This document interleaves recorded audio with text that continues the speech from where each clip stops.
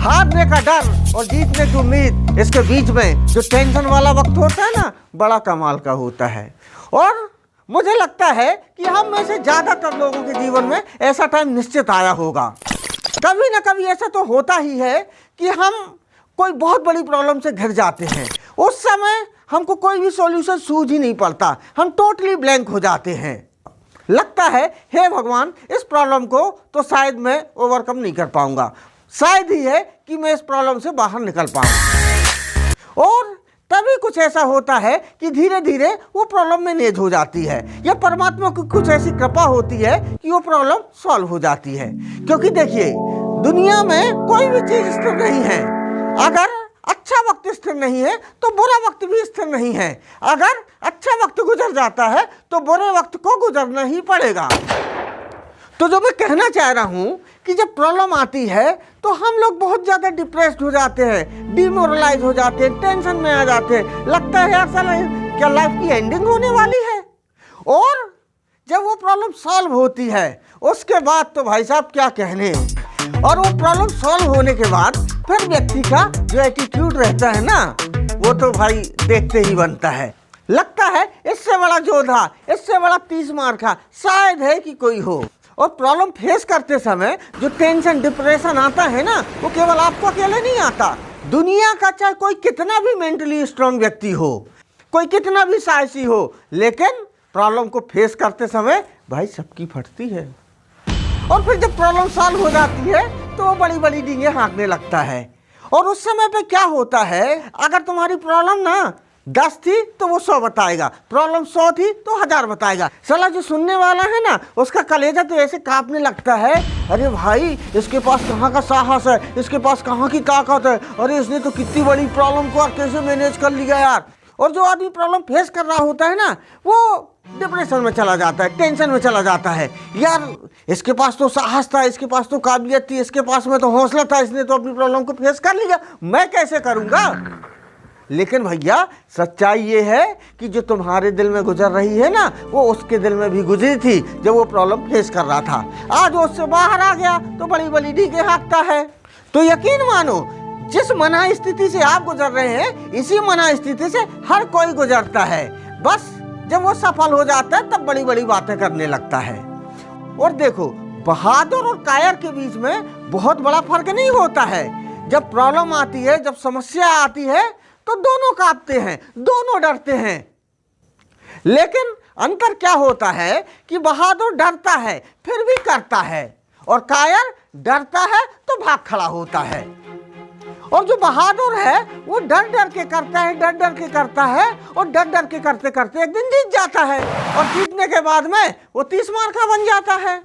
तो मेरा कहने का मतलब है कि जो बहादुर होता है और जो कायर होता है, वो एक ही प्रोसेस से गुजरते हैं। प्रॉब्लम फेस करते समय दोनों की मना स्थिति में कोई अंतर नहीं होता, दोनों डरते हैं, दोनों घबराते हैं, और दोनों के मन में वो हारने का डर और वो जीतने की उम्मीद के बीच में जो टेंशन वाला वक्त होता है, एक सा होता है। उसमें कोई अंतर नहीं होता।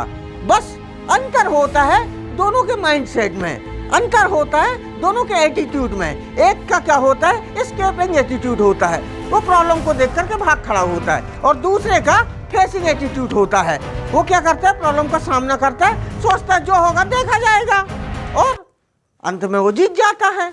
और आज इस वीडियो में मैं आपको बहुत ही मज़ेदार बात बताने वाला हूं, और ये मैं अपने जीवन के अनुभव से बता रहा हूं। क्योंकि भाई साहब, अपना तो जीवन तो साला जैसे प्रॉब्लम की मिट्टी से ही मिलके बना है। हमारी ज़िंदगी में कभी अच्छे दिन आए ही नहीं है। आपने तो ज़िंदगी में अगर प्रॉब्लम ना आए तो टेंशन होने लगता है, अरे क्या हो गया यार, प्रॉब्लम नहीं है। तो हम तो पूरी ज़िंदगी संघर्ष किए हैं। तो मैं एक चीज़ अपने अनुभव से पूरी कॉन्फिडेंस से आपको बताना चाहूँगा, थोड़ा गोपनीय है, अपने तक रखना। क्या है, इंसान और समस्या का एक अनलिखा अनुबंध है। क्या है वह अनुबंध, कि जब भी कोई इंसान किसी समस्या से लड़ेगा तो समस्या को हारना ही पड़ेगा।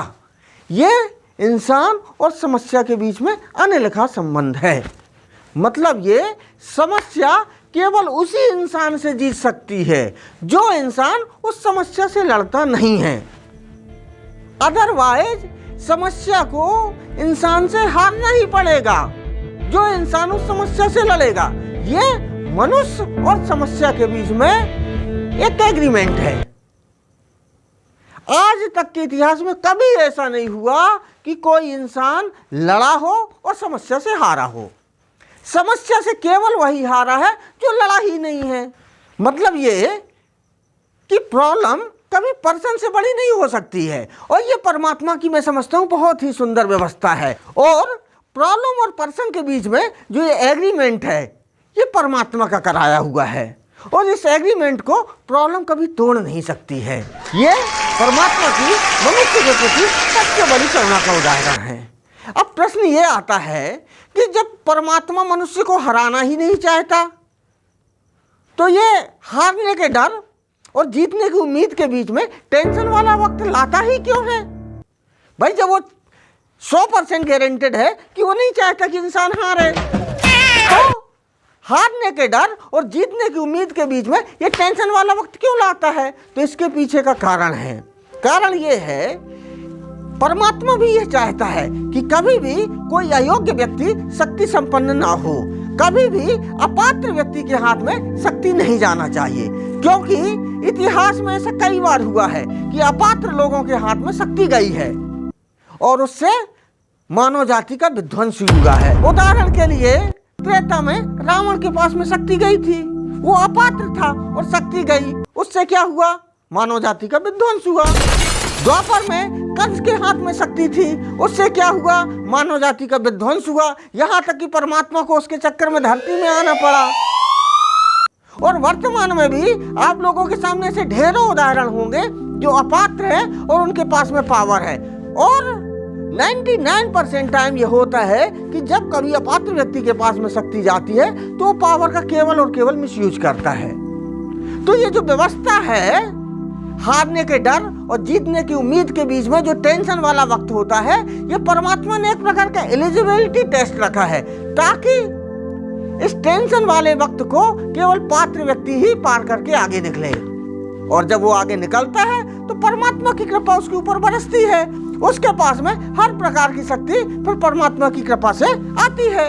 ये जो स्ट्रेस, एंजाइटी, डिप्रेशन और टेंशन वाला वक्त है ना, ये केवल एलिजिबिलिटी टेस्ट है। अगर आप ये टेंशन, डिप्रेशन, एंजाइटी वाले वक्त को फेस कर लेते हैं, इसका मतलब ये है कि आप एलिजिबल हैं, आप पात्र हैं परमात्मा की कृपा के लिए, आप पात्र हैं परमात्मा की शक्ति के लिए। और जो व्यक्ति ये एलिजिबिलिटी टेस्ट, ये पात्रता परीक्षा को पास करता है, उसके ऊपर परमात्मा की अपार कृपा होती है। उसके पास में हर प्रकार की शक्तियों का अंबार लग जाता है।